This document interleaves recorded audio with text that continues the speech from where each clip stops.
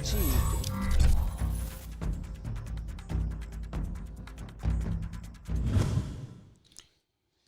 Well, we got problems, Cowboy fans. We got problems.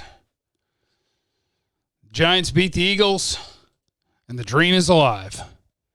The NFC East leader is 3-5-1. It's the Eagles, and they're awful. The Giants are in second at 3-7, and they're awful.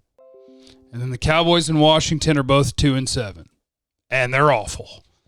But Team Tank hit a big bump. That's a big bump for us. That's a problem. The Cowboys could win this division. They really could. We need the Giants to be our hero and go win this division because the Eagles are going to have trouble. Their next 5 weeks are really, really tough. Babe Laufenberg made me really sad this morning when he tweeted out. I retweeted him at JC1053. Don't you put that evil on me, Ricky Bobby. Eagles have Cleveland, Seattle, Green Bay, New Orleans, and Arizona in the next 5 weeks. So I bet they're going 1-4 at best. And that's unfortunate. It's not what we need. We need this pick. We don't need to fiddle fart around and win this stupid division. It's not what we need, Cowboy fans. It's not good. We don't need this. Oh. Well, I take heart in the fact that the Cowboys are still really bad, and they can lose to anybody. So I don't care about the Eagles' schedule. Cowboys just need to take care of business. Go out there every week, fight your tail off, and find a way to lose. You guys can do this. All right, let's move on. Let's just talk about some mailbag action. And that's what I need from you guys, by the way. I need you to mash the like button. I need you to make sure that you're subscribed, youtube.com/Chef Kavanaugh, that you have the notifications turned on. And that in the comments, you leave something, even if it's just for the algorithm. But leave what you want to talk about tomorrow, and I'll try to take care of you. Here are some things that people tweeted me at JC1053. Multiple people asked about DeAndre Baker. DeAndre Baker is no longer in trouble. He was in trouble. He's not in trouble anymore. Turned out he was being extorted.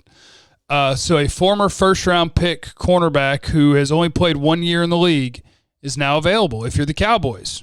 Do you scoop him up? I'm going to echo my buddy KD Drummond, who I thought had a great tweet on the DeAndre Baker thing. Yeah, bring him in. Because there's two things. Good dog hair on the mic. There's two things. One, if he plays at all like he played as a rookie for the Giants, your wide receivers get a giant confidence boost in practice by torching him all day. Plus, he was a first-round pick, and he's only played 1 year in the league. So what if he can kind of play a little bit, and it's just taking him some time. So, yeah, DeAndre Baker, why not? Probably costs not much, had a terrible rookie year. I'm about that life. I'm all about grabbing dudes that were first-round picks, especially if they were recent.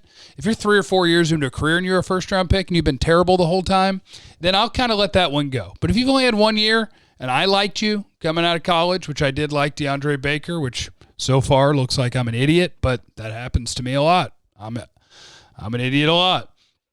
Yeah, sure. DeAndre Baker. Come on with it. So that was from Chipper English's mom. DeAndre Baker having all his charges dropped. Do you have any interest in bringing him in? TGK, the Garcia kid, said, Mavs, it is NBA draft week. I just heard Donnie Nelson on 105.3, The Fan, your home of sports. Porzingis won't be ready to start the season. Shocker. And they were talking about the pick and Tim Hardaway Jr., how they hope that he opts in. They like Tim Hardaway Jr., so they want him to be back. And then at 18, you just got to figure out, what do you want to do? Are you going to end up trading this thing? Trade this pick?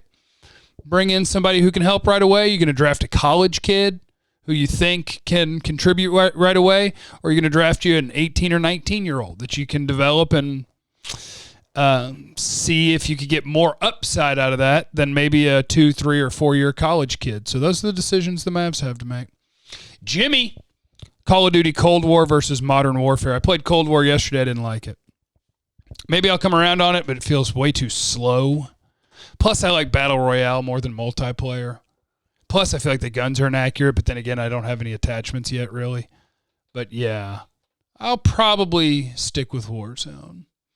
AJ, players you could see from this year's Cowboys who will and will not be on the 2021 roster. and if said players are replaced via the draft or free agency. Thanks, Jeff. Hope you're feeling back to 100%. I am. Thank you. All right. Cowboys free agents at the end of this year. Number 1, Dak Prescott. He'll be back. I believe he'll be back. They'll get his long-term deal done. He'll be the Cowboys quarterback. Tyrone Crawford is an unrestricted free agent. He gone. Sean Lee is an unrestricted free agent. He gone.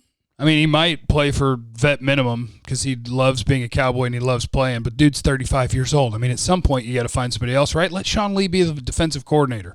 And I'm dead serious about that. I think he could be a defensive coordinator the day he retires. But he gone. Andy Dalton, he gone. Cam Irving, if he's cheapy cheap, he can come on back. He played okay. He's played okay. Swing tackle, 29 years old. We'll come back to Cam Irving. Joe Looney, he gone. He's 31. He'll be 32 next year. He's making $2.5 million. If you want veteran presence, depth, backup, you could bring him back.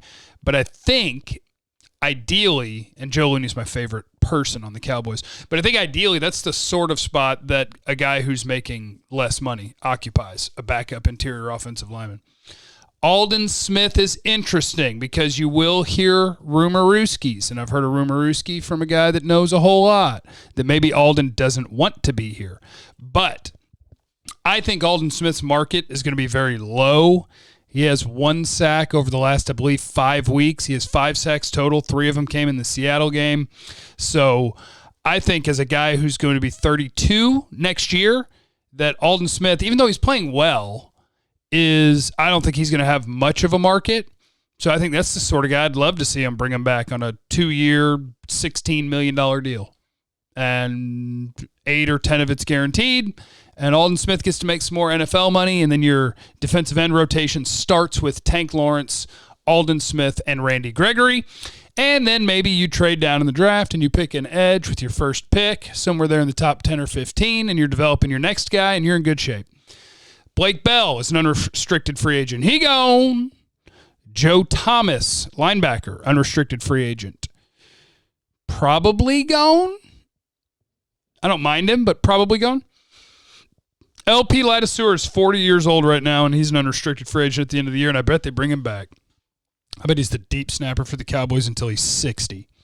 Cheeto is an unrestricted free agent. I am interested in bringing him back if the price is right, and it might be. I don't think the teams around the league are going to see a ton of value in Cheeto, but he's an NFL starter. So if it's on the cheap, because the Cowboys are desperate at corner. You have Trayvon Diggs, and then that's what you got. So I would like to have Cheeto back if the price is right. CJ Goodwin, he could be back. Special teamer. He's making $910,000, which I would assume is league minimum for his experience in the league. So whatever the next bump up is, league minimum again. I could see CJ Goodwin being back. Justin March, unrestricted free agent. Depends. If anybody is interested in paying him more than the league minimum, he probably gone. Jordan Lewis, he gone. Garrett Gilbert,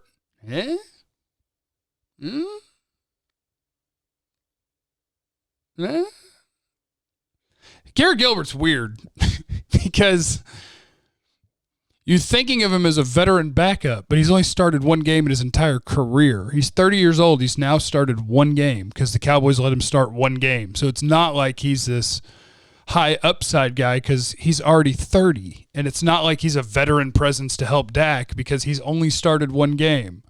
But yet, I'm intrigued. Defensive tackle Eli Nku, the guy they just traded for. I bet he's gone.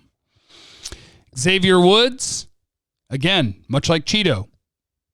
If he doesn't have a big market, I'm interested. And Noah Brown, he gone.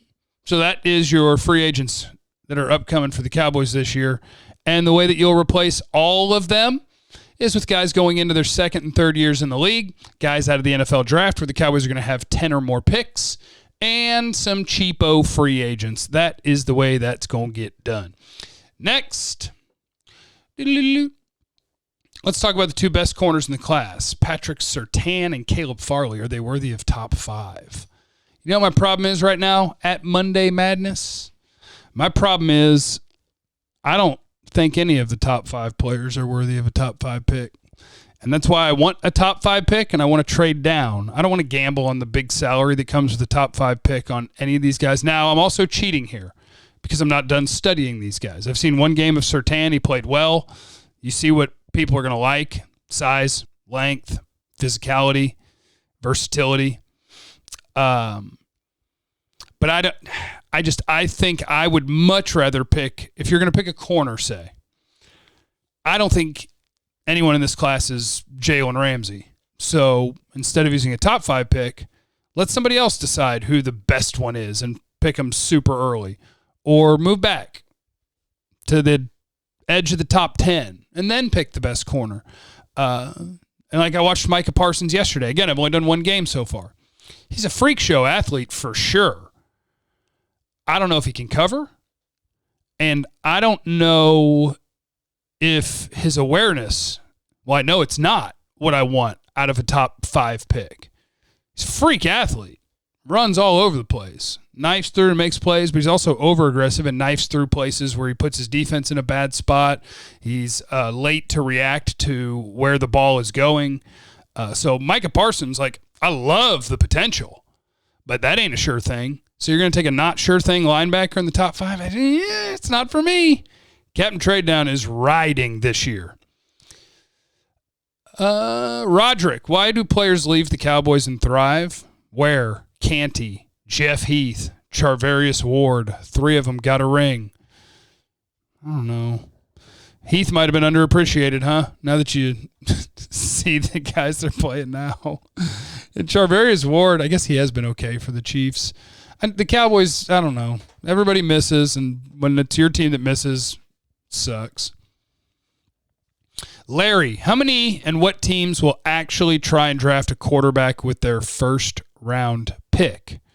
Well, let's go to Tankathon. Tankathon NFL. Here are the teams that I think should, could, would, might take a quarterback with their pick. Currently, the first pick in the draft belongs to the New York Jets. I believe they will absolutely take a quarterback. Jacksonville has the second pick. I believe they will absolutely take a quarterback. Dallas has the third pick. I believe they will not take a quarterback, but not impossible. Washington, fourth. They will take a quarterback. Chargers, fifth. They will not take a quarterback.